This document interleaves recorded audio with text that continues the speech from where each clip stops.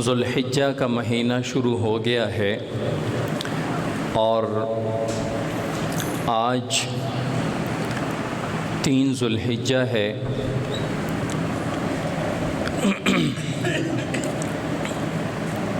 دو ذوالحجہ ہے۔ یہ مہینہ بڑی فضیلتوں والا اور بڑی شان والا مہینہ ہے۔ ایک تو اسلامی سال کا یہ آخری مہینہ ہے، جس طرح انگریزی سال کا آخری مہینہ دسمبر ہوا کرتا ہے، اسی طرح اسلامی ہجری سال کا آخری مہینہ ذوالحجہ ہوا کرتا ہے۔ ذوالحجہ کے بعد آگے محرم شروع ہوگا جو اسلامی ہجری سال کا پہلا مہینہ ہے۔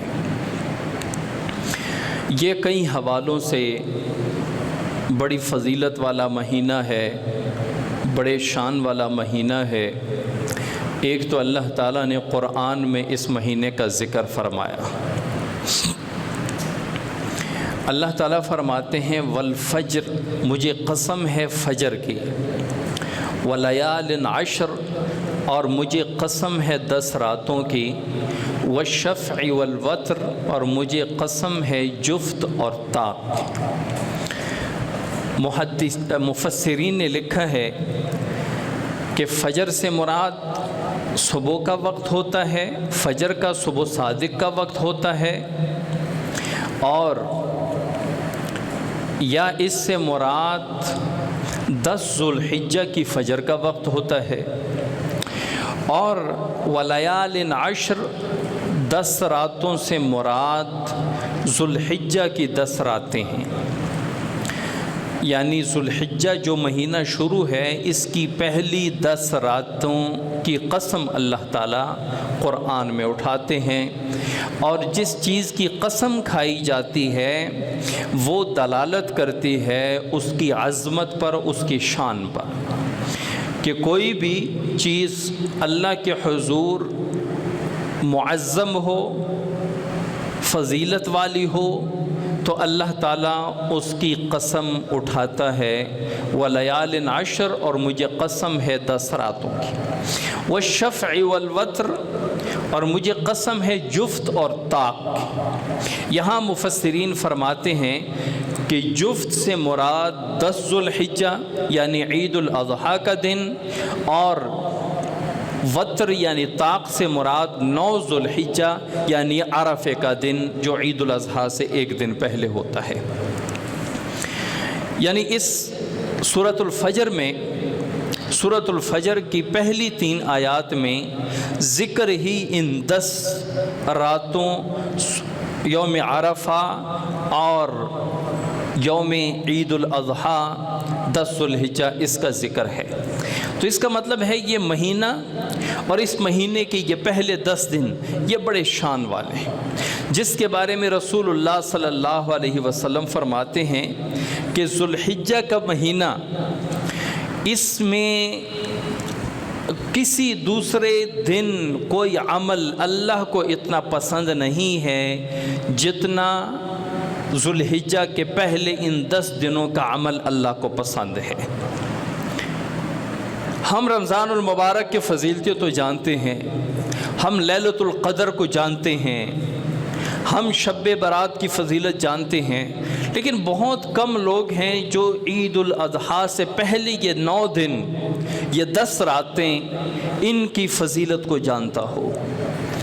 یہ اتنی شان والی راتیں ہیں، اتنے عظمت والے دن ہیں کہ رسول اللہ صلی اللہ علیہ وسلم فرماتے ہیں کہ اور کوئی ایسا دن ہے ہی نہیں جس میں عمل اللہ کو اتنا پسند ہو جتنا ان 10 دنوں اور 10 راتوں کا عمل اللہ کو پسند ہوتا ہے۔ اس کا ہر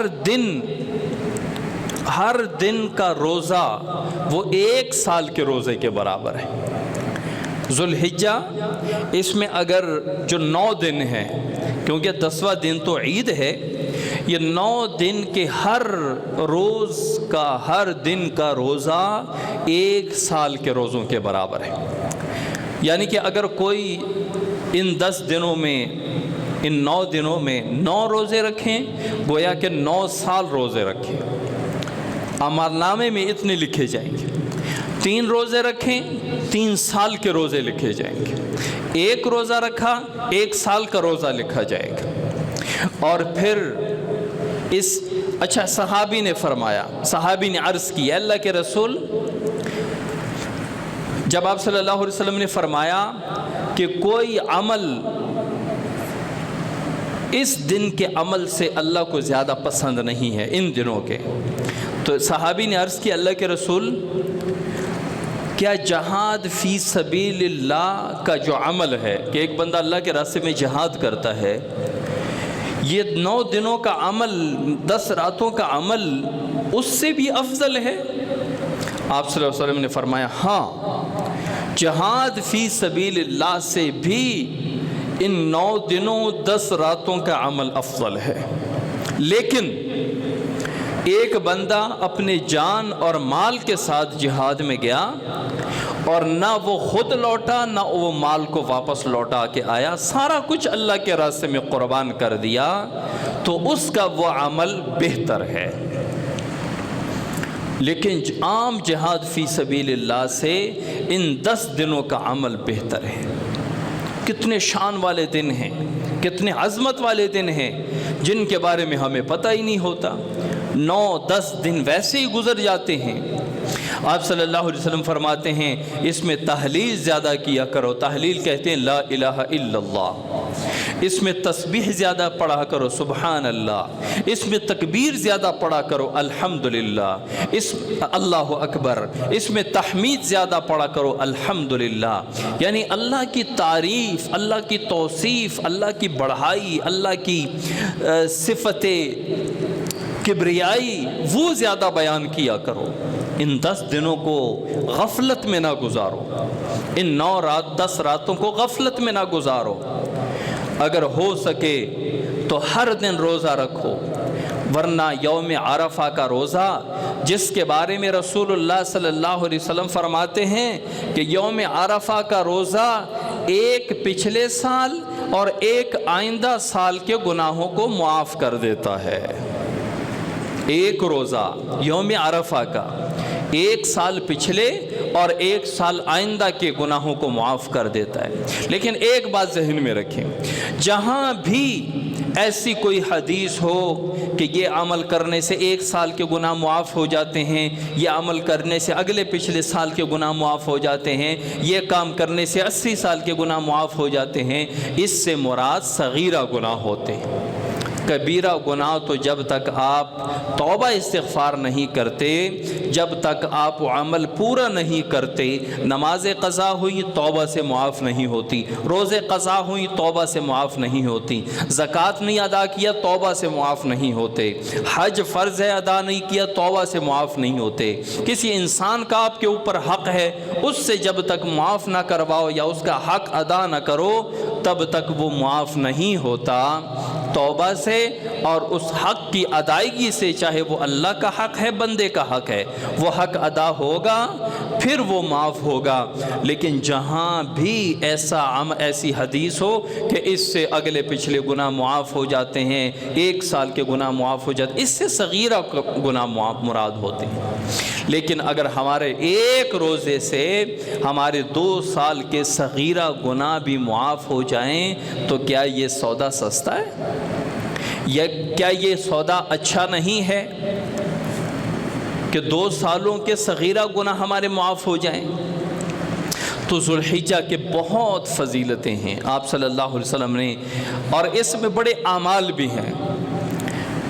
ایک عمل آپ صلی اللہ علیہ وسلم فرماتے ہیں کہ جس کا ارادہ ہو قربانی کرنے کا، جس کا ارادہ ہو قربانی کرنے کا، تو وہ جیسے ہی عید الاضحیٰ کا چاند دیکھے تو اپنے ناخن اور اپنے بال، پوری جسم کے بال وہ نہ کاٹے جب تک کہ وہ قربانی کو ذبح نہ کر لے۔ چاند دیکھنے سے لے کر اپنی قربانی کے جانور کو ذبح ہونے تک اپنے ناخن اور بال نہ کاٹے، یہ مستحب عمل ہے، یہ مستحب ہے، فرض نہیں ہے، واجب نہیں ہے، سنت مؤکدہ نہیں ہے، مستحب عمل ہے۔ مستحب کا معنی ہے کرو تو ثواب، چھوڑ دو تو کوئی گناہ نہیں ہے۔ کسی کی قربانی ہے پھر بھی اس نے بال کاٹ لیے، پھر بھی ناخن تراش لیے، کوئی گناہ نہیں ہے۔ ہمارے ہاں ہمارے معاشرے میں یہ ہوتا ہے کہ فرض چھوڑو کوئی مسئلہ نہیں، واجب چھوڑو کوئی مسئلہ نہیں، حرام کام کرو کوئی مسئلہ نہیں، لیکن جہاں سنت مستحب پہ بات آتی ہے وہاں ڈٹ جاتے ہیں اور ایک دوسرے کو کہتے ہیں اللہ کے بندے آپ نے قربانی بھی کرنی ہے، آپ بال کٹوا رہے ہیں، آپ ناخن تراش رہے ہیں، یہ مستحب ہے، کرو۔ یعنی اگر ناخن اور بال نہ کاٹو تو ثواب ہے، کاٹ لو تو کوئی گناہ نہیں ہے۔ دوسرا عمل اس مہینے کا، ان 10 دنوں کا وہ تکبیرات تشریق ہیں۔ تکبیرات تشریق 9 ذوالحجہ کی فجر سے شروع ہوتے ہیں اور 13 ذوالحجہ کی عصر پر ختم ہوتے ہیں۔ حجاج کرام وہاں لبیک لبیک کے ترانے گاتے ہیں اور اللہ تعالیٰ نے ہمیں ایک ترانہ دیا، اللہ اکبر لا الہ الا اللہ واللہ اکبر وللہ الحمد۔ یہ تکبیرات پڑھنی ہے، یہ واجب ہوتی ہیں۔ ہر مسلمان عاقل بالغ مرد عورت جماعت کے ساتھ ہو، علیحدہ نماز پڑھتا ہو، شہری ہو دیہاتی ہو، ہر مسلمان پر واجب ہے ہر فرض نماز کے بعد 1 مرتبہ پڑھنا۔ لوگوں کو پتہ ہی نہیں ہوتا، گھروں میں پڑھا ہی نہیں جاتا۔ ہر مسلمان عاقل ہو، بالغ ہو اور مرد ہو چاہے عورت ہو، جماعت کے ساتھ نماز پڑھی ہو چاہے علیحدہ پڑھا، شہری ہو جہاں پہ جمعہ ہوتا ہے، دیہات میں ہو جہاں پہ جمعہ نہیں ہوتا، ہر ایک مسلمان پر 1 مرتبہ ہر فرض نماز کے بعد 1 مرتبہ تکبیرات تشریق پڑھنا واجب ہے۔ اللہ اکبر لا الہ الا اللہ واللہ اکبر وللہ الحمد۔ تیسرا کام اس مہینے میں حج کا ہوتا ہے، جو بہت ایک عظیم عبادت ہے، اسلام کا ایک بہت بڑا رکن ہے۔ اور چوتھا کام اس مہینے میں یا ان 10 دنوں میں روزے ہیں، 1 ذوالحجہ سے لے کر 9 ذوالحجہ تک، یا یوم عرفہ کا 1 روزہ۔ اور 5واں عمل اس مہینے میں وہ عید الاضحیٰ کی نماز ہے، اور 6واں عمل اس مہینے کا وہ قربانی ہے۔ تو ہم چونکہ قربانی کے دن ہیں، قربانی کے مسائل بھی بہت زیادہ ہوتے ہیں، پوچھے بھی بہت زیادہ جاتے ہیں، تو ہم اس میں قربانی کے مسائل یہ 2 جمعے میں بیان کریں گے۔ اصل فضائل بہت بیان ہوتے ہیں، مسائل کے بارے میں کسی کو پتہ نہیں ہوتا۔ بعض جگہ ایسے ہوتا ہے کہ پورے گھر میں سے 1 قربانی کی جاتی ہے، سرمایہ دار ہوتے ہیں، بہت بڑا گھر ہوتا ہے، لیکن 1 قربانی کرتے ہیں۔ اور 1 قربانی کیوں کرتے ہیں کہ جب پچھلے سال ابو کی قربانی کی ہے، اس سال ہم امی کی کریں گے، اگلے سال بڑے بھائی کی کریں گے، پھر چھوٹے بھائی کی کریں گے۔ وہ سمجھتے ہیں کہ پورے گھر میں 1 قربانی ہوتی ہے، حالانکہ یہ آگے مسائل میں آتے ہیں کہ قربانی کس پر واجب ہے۔ تو یہ اہم اور ضروری مسائل سننے کے بھی ہیں، اس کے لیے ہم ہر سال یہ قربانی کے ضروری مسائل، یہ رسالہ عام لوگوں کے فائدے کے لیے ہم چھپواتے ہیں۔ اس میں ضروری مسائل ہوتے ہیں، قربانی کس پر واجب ہے، کن جانوروں کی قربانی درست ہے، کن جانوروں کی قربانی درست نہیں ہے، شرکت کے مسائل کہ اونٹ، گائے، بھینس، بھینسا، بیل، اس میں کتنے آدمی شریک ہو سکتے ہیں اور شرکت کے کتنے اور کون سے مسائل ہیں، قربانی کا وقت کیا ہے، ذبح کے کون سے مسائل ہیں، ذبح کے شرائط کیا ہیں، جانور میں مکروہ اشیاء کون کون سی ہوتی ہیں، قربانی کے گوشت اور کھال کے متعلق جتنے مسائل ہوتے ہیں، وہ سارے ضروری مسائل ہم نے یہاں پہ جمع۔ ویسے تو قربانی کے بہت سارے مسائل ہیں، لیکن جو اہم، ضروری اور عام لوگوں کو درپیش ہوتے ہیں وہ مسائل ہم اس میں جمع کرتے ہیں۔ تو اس مہینے کا ایک بڑا عمل جو ہے وہ قربانی ہے۔ ذبیحہ قربانی، اللہ کے لیے، اللہ کی رضا کے لیے جانور کو ذبح کرنا، یہ ایک بہت بڑا عمل ہے۔ اور رسول اللہ صلی اللہ علیہ وسلم فرماتے ہیں کہ قربانی کے دنوں میں اللہ تعالیٰ کو جانور ذبح کرنے سے زیادہ کوئی دوسرا عمل پسند نہیں ہے۔ ہر دور، ہر وقت، ہر دن، ہر مہینے کا عمل کچھ الگ ہوتا ہے۔ رمضان میں اللہ تعالیٰ کو اپنے بندوں کا بھوکا اور پیاسا رہنے سے زیادہ کوئی عمل پسند نہیں ہوتا، حج میں طواف سے زیادہ کوئی عمل پسند نہیں ہوتا، اور اسی طرح ایام تشریق میں تکبیرات تشریق کی بڑی فضیلت ہوتی ہے۔ اسی طرح ایام اضحیہ، عید الاضحیٰ کے 3 دن میں اللہ تعالیٰ کو جانور کاٹنے، جانور ذبح کرنے سے زیادہ کوئی عمل پسند نہیں ہے۔ یہ محبوب عمل ہے۔ ایسا کوئی نہیں کر سکتا کہ جانور تو بہت سارے لوگ کاٹ رہے ہیں، میں ان پیسوں کا کسی غریب کی ویسے مالی مدد کر دوں گا۔ اللہ کو یہ پسند نہیں کہ آپ قربانی کے پیسوں سے کوئی اور عبادت کریں۔ قربانی جس پر واجب ہے اس نے قربانی ہی کرنی ہے۔ یہ اگر کوئی کہے کہ قربانی تو مجھ پر واجب ہے لیکن میرے ہمسائے ہیں، ان کو گوشت کی ضرورت نہیں، کپڑوں کی ضرورت ہے، میں قربانی کے 60-70 ہزار لاکھ روپے ان کو دے دوں گا چاہے تاکہ وہ اپنی گھر کی ضروریات پوری کریں، تو یہ ایسا ہے جیسے آپ خود شریعت میں رد و بدل کر رہے ہیں کہ شریعت نے آپ پر قربانی واجب کی ہے اور آپ اللہ کی وہ واجب کردہ قربانی کے عبادت میں رد و بدل کرتے ہیں اور اپنی مرضی کرتے ہیں۔ عیسائی اور یہودی کیا کرتے تھے؟ یہی کرتے تھے کہ جو عمل، جو عبادت پسند تھی اس کو تورات انجیل میں چھوڑ دیتے، جو پسند نہ ہوتے اس کو نکال دیتے۔ تو یہ تو وہی ہے کہ اسلام میں، قرآن میں، حدیث میں کوئی ترمیم کر رہا ہے، کوئی تحریف کر رہا ہے، کوئی کہ اللہ اور اللہ کے رسول نے تو مجھ پر قربانی واجب کی ہے لیکن میں قربانی نہیں کرتا، میں یہ پیسے ویسے کسی کو دے دیتا ہوں، میں ان پیسوں کا کسی کو گھر بنا دیتا ہوں، میں کسی کو راشن دے دیتا ہوں، میں کسی بیوہ کا گھر بنا دیتا ہوں۔ وہ اور بھی بڑے مواقع ہیں، آپ وہ چھوڑ کے ان کے بدلے یہ کام کریں۔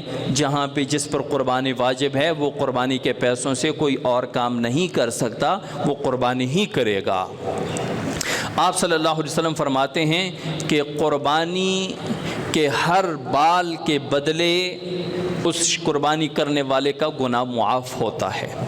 صحابہ نے عرض کی، اللہ کے رسول، جو صوف ہے، جیسے چھترے وغیرہ جن کے اوپر بال کی بجائے صوف ہوتا ہے، فرمایا وہ، آپ صلی اللہ علیہ وسلم نے فرمایا صوف کے ہر بال کے بدلے بھی گناہ معاف ہوتے ہیں۔ آپ صلی اللہ علیہ وسلم نے فرمایا جو خوش دلی سے قربانی کرے، یہ قربانی اس اور جہنم کے درمیان آڑ بن جاتا ہے، آڑ بن جاتا ہے۔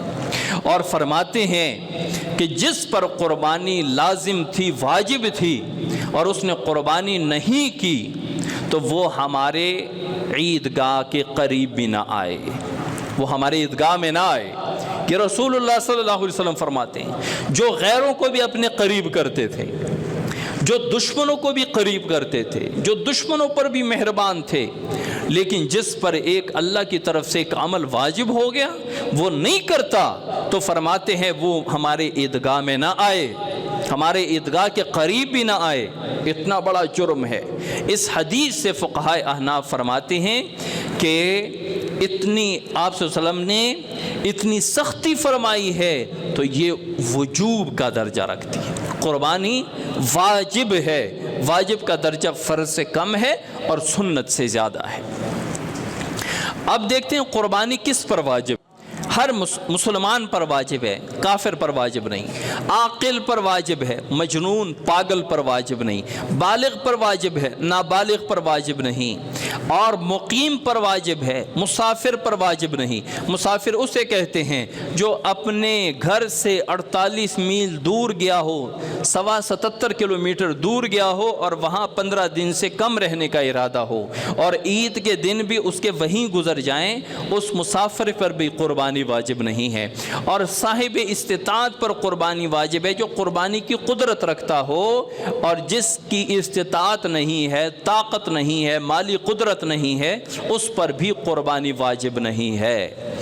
اچھا مالی طاقت کتنی ہونی چاہیے جس کی وجہ سے قربانی واجب ہوتی ہے؟ جس شخص کے پاس پیسہ، سونا، چاندی، مال تجارت یہ تمام اکٹھا کریں تو ان کی قیمت 52.5 تولے چاندی کی قیمت کے برابر ہوتا ہے، اور قرض سے بھی پاک ہے تو اس پر قربانی واجب ہے۔ 52.5 تولے چاندی آج جو میں نے ریٹ دیکھا ہے تو اس حساب سے 1,75,000 روپے بنتے۔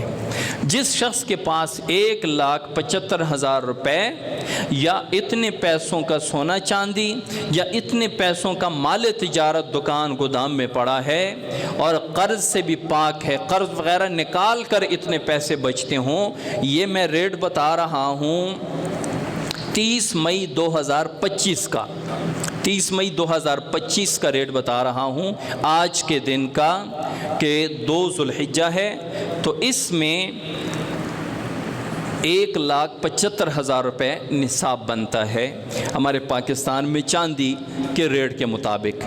تو جس کے پاس قرض سے پاک اتنے پیسے، سونا چاندی مال تجارت ملائیں تو اتنے پیسے بنتے ہیں، اس پر قربانی واجب ہے۔ بعض لوگ یہ پوچھتے ہیں کہ کیا بیوی کی قربانی خاوند پہ واجب ہے؟ نہیں، بیوی کے پاس اگر خود اتنے پیسے سونا چاندی موجود ہوں، اچھا سونا چاندی جس بھی شیپ میں، شکل میں، فارم میں ہو تو اس پر زکوٰۃ بھی فرض ہے، قربانی بھی واجب ہوتی ہے، چاہے اس کے زیورات بنے ہوں، چاہے ڈلیوں کی شکل میں ہوں، چاہے ویسے سونا ہو۔ سونا اصل نقد ہے، وہ جس بھی شکل میں ہوں، زیر استعمال ہوں، بالیاں ہیں، کانوں میں ہیں، ناک میں ہے، چوڑیاں ہیں ہاتھوں میں، جس بھی شکل میں ہوں ان پر زکوٰۃ اور قربانی آتی ہے۔ تو خاوند پر اپنی بیوی کی قربانی واجب نہیں ہے، اگر وہ خود صاحب نصاب ہے تو اس پر قربانی واجب ہے، لیکن اگر خاوند اپنی طرف سے کر دے تو نفلی قربانی ہو جائے گی، ثواب اس کو پہنچے گا۔ اور اسی طرح اگر کوئی اپنے فوت شدہ والدین کے لیے یا فوت شدہ عزیز و اقارب کے لیے قربانی کرنا چاہیں تو وہ کر سکتا ہے، اس کا ثواب ان فوت شدگان کو پہنچتا ہے۔ اور جو رسول اللہ صلی اللہ علیہ وسلم کے لیے قربانی کرنا چاہے تو وہ کر سکتا ہے۔ بڑی خوش قسمتی ہوگی اس شخص کی جو حضور صلی اللہ علیہ وسلم کے لیے قربانی کرے۔ گھر میں ہر صاحب نصاب پر قربانی واجب ہے، ایسا نہیں ہے کہ ایک نے کر دیا تو سب کی طرف سے ہو گئی، ہر فرد پر قربانی واجب ہے۔ کیسے؟ مثال کے طور پہ آج کے دن میں 1,75,000 روپے نصاب بنتا ہے، 30 مئی 2025 کو پاکستان کے ریٹ کے مطابق 1,75,000 روپے نصاب بنتا ہے۔ اب کوئی 3 بھائی ہیں اور 3 بھائیوں کے گھر میں جو پیسہ ہے وہ 3 نصابوں کے برابر ہیں، یعنی ہر بھائی کو 1,75,000 روپے پہنچتا ہے۔ وہ بھائی جو کاروبار بھی کرتے ہیں، وہ بھائی جو پیسوں کی آمد اور استعمال پر پورا اختیار رکھتے ہیں، ان کا پورا اختیار ہو تو یہ پیسے، یہ نصاب ان میں تقسیم ہوں گے۔ پہلے بڑے بھائی کے لیے پورے ہوں گے 1,75,000، 52.5 تولے چاندی کے پیسے اس کے لیے پورے ہو رہے ہیں، وہ قربانی کرے گا۔ اور پھر دیکھا جائے گا مال اور بھی ہے، دوسرا بھائی بھی صاحب نصاب بن رہا ہے، دوسرا بھی کرے گا۔ پیسے اور بھی بچے ہیں، تیسرا بھائی بھی صاحب نصاب بن رہا ہے تو تیسرا بھائی بھی کرے گا۔ 5 بھائی ہیں، 5 پر قربانی واجب ہو رہی ہے تو 5 کریں گے۔ ٹھیک ہے؟ تو یہ ایسا نہیں ہے کہ والد زندہ ہے تو بس صرف والد کرے اور باقی بیٹے جو کاروبار کر رہے ہیں، جو صاحب نصاب بھی ہے، گھر میں پیسہ بھی بہت ہے، مال تجارت ہے، تو ان سب پر قربانی واجب ہے۔ اگر غریب آدمی جس پر قربانی واجب نہیں ہے، اس نے قربانی کے لیے جانور خرید لیا تو اس کی قربانی بھی ہو جائے گی، اس کو ثواب بھی پہنچے گا، لیکن اس کو پھر اسی جانور کی قربانی کرنا واجب ہو جائے گی، کیونکہ اس نے اپنے اوپر جیسے ایک قربانی واجب کر دی۔ مثال کے طور پہ ایک امیر جس پر قربانی واجب ہے، اس نے جانور خریدا، پھر اس کا دل کیا کہ میں وہ جانور تبدیل کر لوں، تو وہ کر سکتا ہے، لیکن اس میں یہ شرط ہے کہ وہ دوسرا جانور پہلے جانور کے ریٹ میں، معیار میں برابر ہو یا اس سے اچھا ہو، یا دوسرا جانور اس سے کم پیسوں میں نہ ہو۔ لیکن اگر کسی غریب آدمی نے جس پر قربانی واجب نہیں تھی، اس نے قربانی کا جانور خرید لیا، تو وہ تبدیل نہیں کر سکتا، اس پر اسی جانور کی قربانی واجب ہے، اگرچہ اس کی قربانی کرنا نفل ہے، نفلی عبادت ہے۔ اچھا، کن جانوروں کی قربانی جائز ہے؟ وقت کم ہے تو میں ذرا جلدی کچھ مسائل بیان کر رہا ہوں۔ قربانی کے لیے اونٹ، گائے، بھینس، بھینسا، کٹا، بکرا، بکری، چھترا، چھتری، دمبا، ان سب کی قربانی جائز ہے۔ اونٹ 5 سال کا ہونا ضروری ہے، گائے، بیل، بھینس، بھینسا، کٹا 2 سال کا پورا ہونا ضروری ہے، بکرا، بکری، چھترا یہ 1 سال کا ہونا ضروری ہے، لیکن بھیڑ، دمبا وغیرہ اگر 6 ماہ سے بڑا ہو لیکن اتنا موٹا تازہ ہو کہ سال والوں کے درمیان وہ کم چھوٹا نہ لگتا ہو، تو اس کی بھی قربانی جائز ہے۔ یہ صرف بھیڑ دمبے میں یہ گنجائش ہے۔ اچھا، ان دنوں میں ایک بات بڑی اچھالی جاتی ہے غیر مقلدین کی طرف سے کہ بھینسا کٹے کی قربانی نہیں ہوتی۔ بھئی اس پر پوری امت کا اجماع ہے کہ بھینسا کٹے کی قربانی جائز ہے، ہو جاتی ہے، اس میں 7 حصے ہوتے ہیں۔ امام اعظم ابو حنیفہ رحمۃ اللہ علیہ کے نزدیک، امام شافعی رحمۃ اللہ علیہ کے نزدیک، امام مالک رحمۃ اللہ علیہ کے نزدیک، امام احمد بن حنبل رحمۃ اللہ علیہ کے نزدیک کٹے، بھینسی کی قربانی جائز ہے۔ اہل لغت، اب شریعت دین سارا ہمارا عرب کی طرف سے آیا ہے تو ہم نے عربی لغت کو بھی دیکھنا ہے۔ بھینس کو عربی میں جاموس کہتے ہیں، اور تمام لغت کی کتابیں کہتے ہیں الجاموس نوع من البقر، یہ بھینس جو ہے یہ گائے کی ایک قسم ہے، بھینس گائے کی ایک قسم ہے۔ اور جتنے بھی بڑے عرب علماء گزرے ہیں ان سے سوالات پوچھے گئے، ابن عثیمن اور دوسرے جو بڑے علماء گزرے ہیں ان سے اس کے بارے میں پوچھا گیا، انہوں نے کہا کہ اس میں تو کوئی شک نہیں۔ ابن المنذر نے اس پر تمام امت کا اجماع نقل کیا ہے کہ اس میں کسی کا کوئی اختلاف نہیں ہے کہ بھینس یہ گائے کی ایک قسم ہے اور اس پر قربانی جائز ہے۔ زکوٰۃ اور قربانی کے معاملے میں اس کو گائے ہی سمجھا جائے گا، بلکہ اس سے آگے جو نہیں مانتے ان کے گھر کے فتاوا موجود ہیں، جن میں ان کے بڑے بڑے جو نام ہیں جو موجود ہیں۔ آج ذرا ٹائم زیادہ ہوا، معذرت، قربانی کے ضروری مسائل ہیں، بس میں ذرا 1-2 علماء کے نام، یہ ہمارے غیر مقلدین بھائیوں کے گھر کے فتاوا جات ہیں اور ان کے ماننے اور چنے ہوئے علماء کے فتوے ہیں جو کہتے ہیں کہ بھینس گائے ہی کی قسم ہے اور اس کی قربانی جائز ہے۔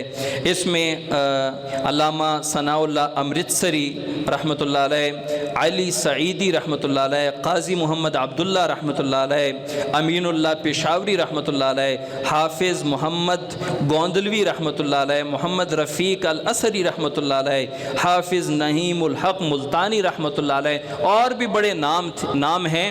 یہ ان کے بڑے اور جید علماء گزرے ہیں جن کی کتابوں میں فتاوا جات میں یہ لکھا ہے کہ بھینس کی قربانی جائز ہے، بھینس گائے کی ایک قسم ہے، بھینسا میں کٹے میں 7 قربانیاں ہوتی ہیں۔ اللہ کریم عمل کی توفیق عطا فرمائے۔